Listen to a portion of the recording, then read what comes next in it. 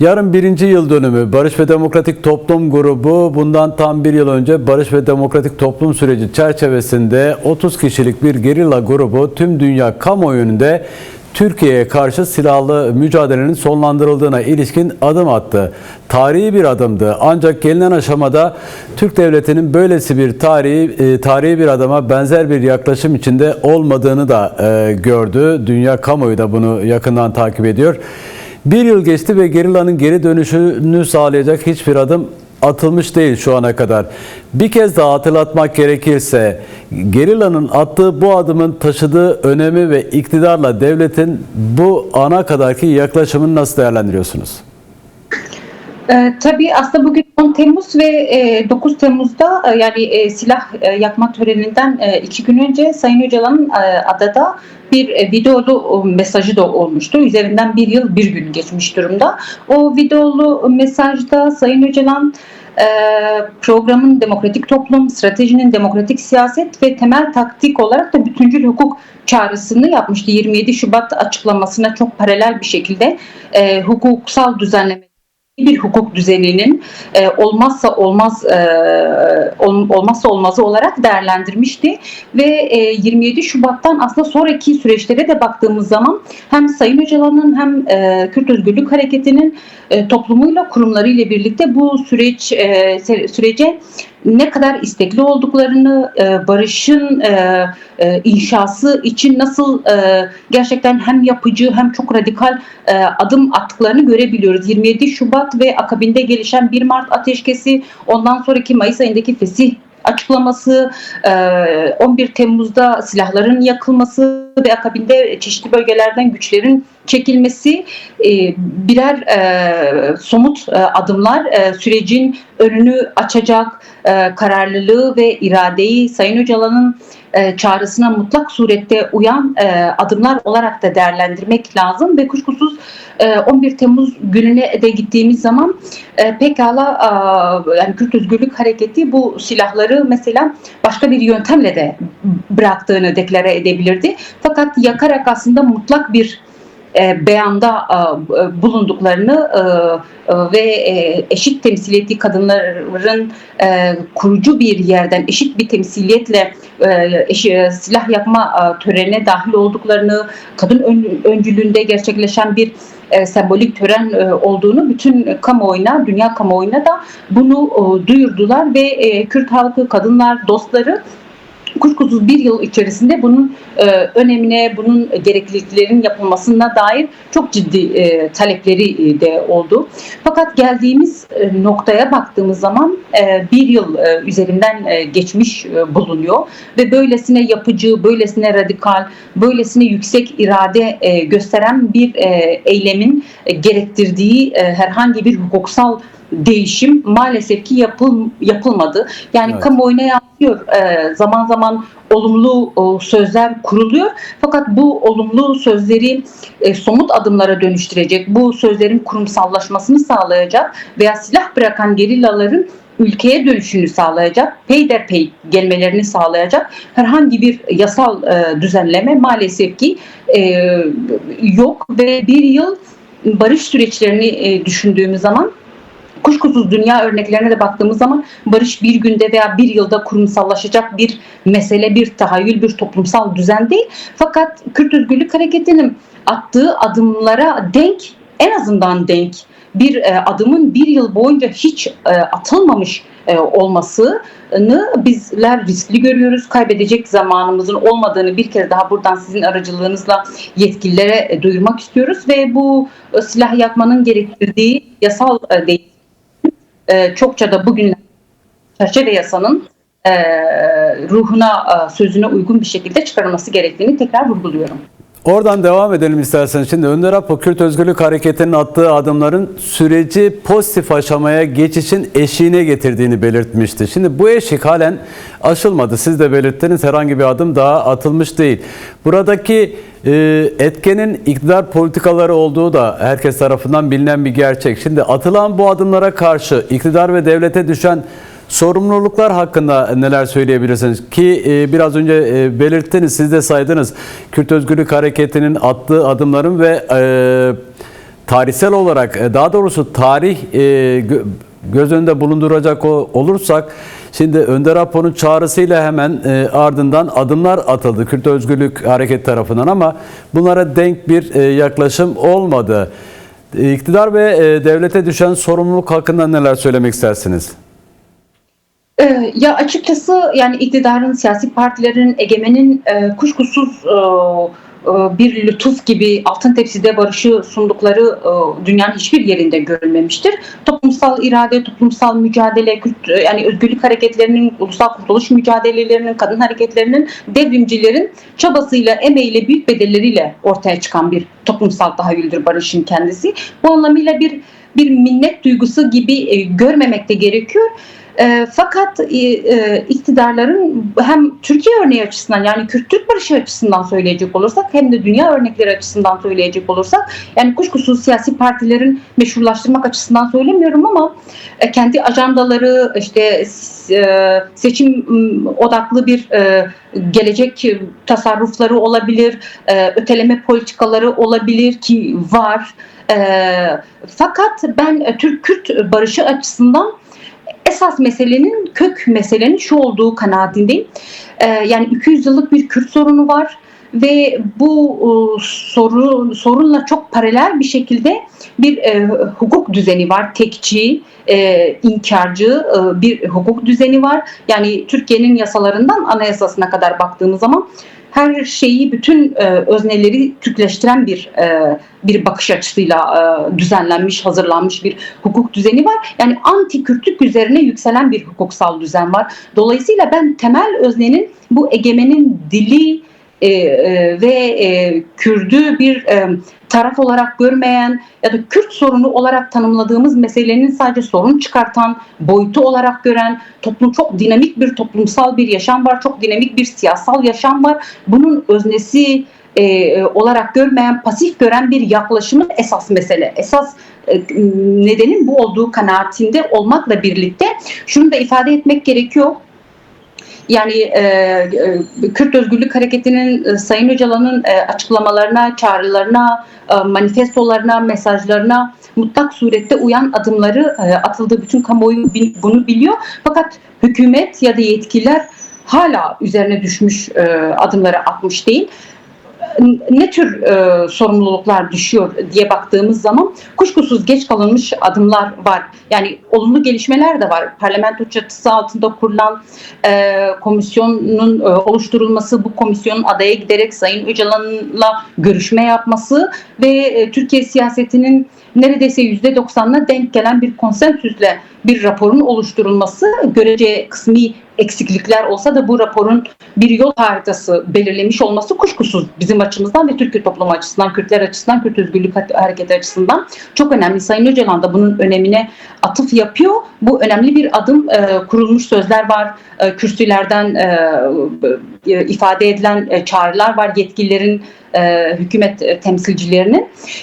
Fakat bunun somutlaşması açısından bazı adımlar gerekiyor. Bu adımlar nedir? Kuşkusuz hukuksal değişikliklerdir. Peki. Hatta bazı hukuksal değişikliklere dahi mahal vermeksizin mevcut hukukun uyarlanması, mevcut hukukun uygulanması durumunda dahi toplumda güven arttıracak adımlar var. Örneğin yani biz 1,5 yıllık bir süreçten bahsediyoruz. Bu süreç içerisinde tabii ki de görüyoruz ve bizzat yaşıyoruz. Yani Kürtler başta olmak üzere Türkiye'nin muhalif kesimlerinin ifade ve örgütlenme özgürlüğünde kısmen görece iyileştirmeler var. Görebiliyoruz, bu anlamlı. Fakat mesela aynı iradeyi biz şeyde göremiyoruz. IMF ve AYM kararlarının uygulanmasında ya da infazı yakılan tutsaklarda göremiyoruz. Hasta mahpuslarda göremiyoruz. Mevcut hukuku uygulayarak dahi aslında toplumda bir güven arttırabilir. Bununla birlikte şu aralar çok konuşulan bir çerçeve yasa meselesi var. Bu Sayın Öcalan son görüşmede 24 Mayıs tarihli son görüşmede bu çerçeve yasayı şu şekilde tanımlamıştı. Kök yasa olarak Evet. yasası olarak da değerlendirmişti. Peki neyin kök hücresi olarak değerlendirmişti? İmralı heyetinin bir iki gün sonra yaptığı yazılı açıklamada var. Sayın Öcalan bu çerçeve yasayı demokratikleşmenin kök hücresi olarak tanımlamıştı. Kuşkusuz bütün demokrasi bir kök hücre yasasına bağlı değil. Fakat bu hücreden sonra gelişecek bütün hücrelerin buradan beslenmesi demokrasiye giden yolda önemli bir ufuk verecektir.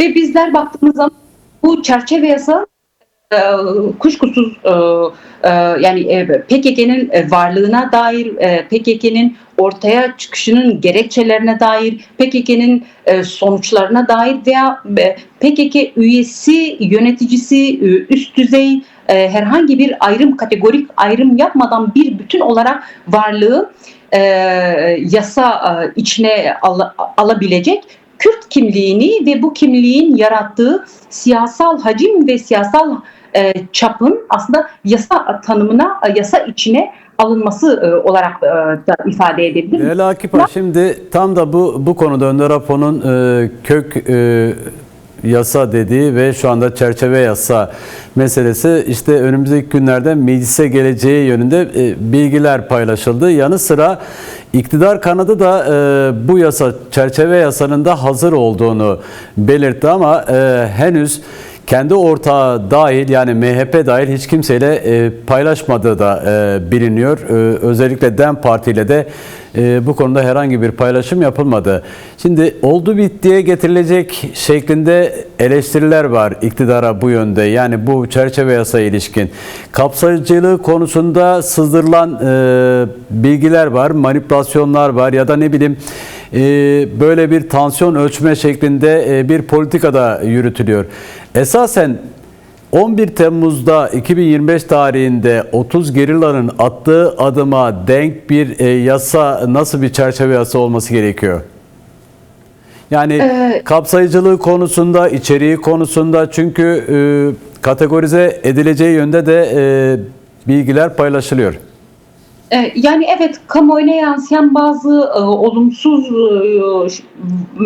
duyumlar ya da olumsuz ifadeler var. Fakat hem DEM Parti'nin hem DEM heyetinin, İmralı heyetinin bizzat resmen yaptığı henüz bir açıklama da yok. Şunu da ifade etmek gerekiyor. 24 Mayıs'ta yapılan görüşmede aslında Sayın Öcalan'ın bu çerçeve yasanın çerçevesine dair bir fikri olduğu ifade edilmişti ve bu 24 Mayıs hatırlarsınız Kurban Bayramı'ndan birkaç gün öncesine denk gelmişti ve bayram tatili bitiminde tekrar bu taslağın çıkartılacağı, DEM heyetinin yetkililerle, ilgililerle görüşeceği, bir taslak hazırlanacağı, bu taslağın tekrar adada Sayın Öcalan'la paylaşılacağı, onun fikirlerinin alınacağı, oradan da tekrar Kürt Özgürlük Hareketi ile paylaşılacağı gibi olumlu, yapıcı ve olması gereken minvalde, çerçevede açıklamalar yapılmıştı.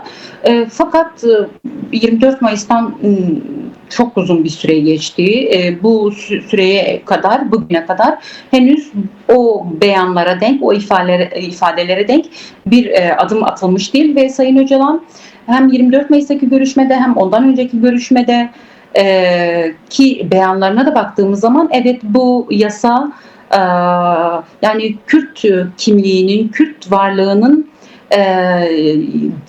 yokluğu üzerine inşa edilen bu hukuk sistemi gerçekten yeni yüzyılda Kürdü hukukun içine alabilecek mi? Yani Kürdü bir siyasal özne olarak kabul edecek mi? Bunun ipucunu da verebilecek bir çerçeve yasaydı. Ve kısa maddelerden oluşturulacaktı. Çok da kazuistik bir yöntemle hazırlanan bir, her şeyi de içine alan bir torba yasa gibi değil, daha çok çerçeve yasa gibi olacaktı ve kapsayıcı olacaktı. Yani hem örgütü ve örgütle ilişkili yapıları, dolayısıyla aslında bu işte tırnak içerisinde hukuken bu örgütsel faaliyetleri sebebiyle hapsedilenler, sürgüne gitmek zorunda kalanlar, vatandaşlıktan çıkarılanlar veya çeşitli hak ve mağduriyetleri yaşayanları bir bütün olarak kapsayacak bir çerçevede hazırlanacaktı. Bununla birlikte hazırlanması da gerekiyor açıkçası ve bununla birlikte bizler baktığımız zaman yani hem ulusal hukukta hem de uluslararası hukukta PKK yasa dışı bir örgüt. Yani sınırın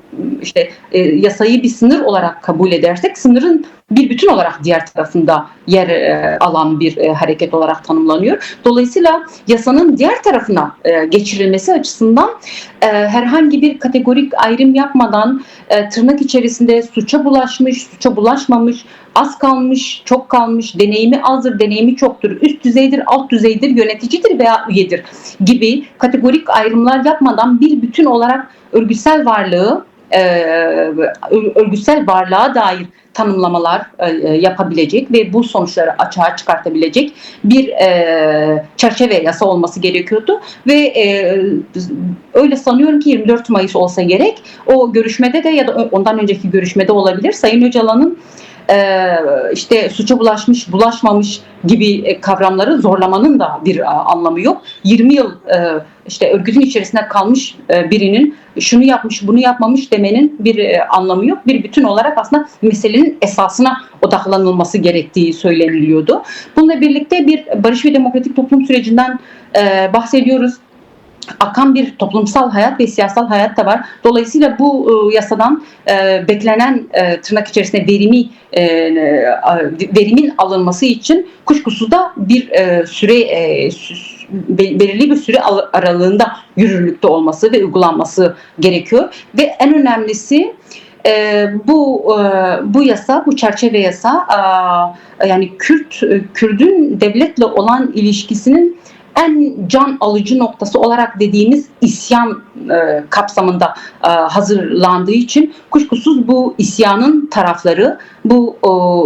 taraflarıyla da müzakere edilerek, tartışılarak çerçevesinin belirlenmesi gerekiyor ve Sayın Öcalan'ın da dediği gibi bu isyanın başı benle görüşülmesi gerekiyor diyebilirim. Sayın Öcalan'la da bizzat görüşülmesi ve isyanın diğer taraflarıyla görüşülmesi gerekiyor ve kuşkusuz bu çerçeve yasada şurası çok önemli.